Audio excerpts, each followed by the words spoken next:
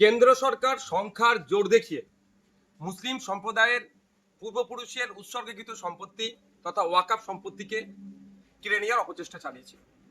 যখন পার্লামেন্টের উভয় কক্ষে পাশ হয়েছিল এই বিল আইনে পরিণত করার জন্য, তারপরে পরে সারা রাজ্য জুড়ে সারা দেশ জুড়ে প্রতিবাদ সংঘটিত হয়েছে এবং এইটা সুপ্রিম কোর্টেও চ্যালেঞ্জ হয়েছে।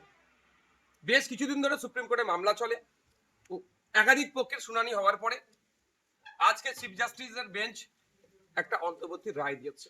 এই রায়ে কিছুটা স্বস্তি মিললেও সম্পূর্ণরূপে এটা সুরাহা এখনো হয়নি।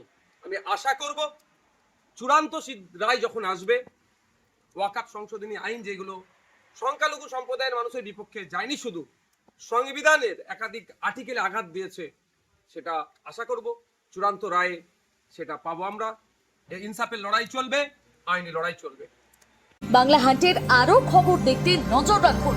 বাংলা খবর মানেই বাংলা হান্ট।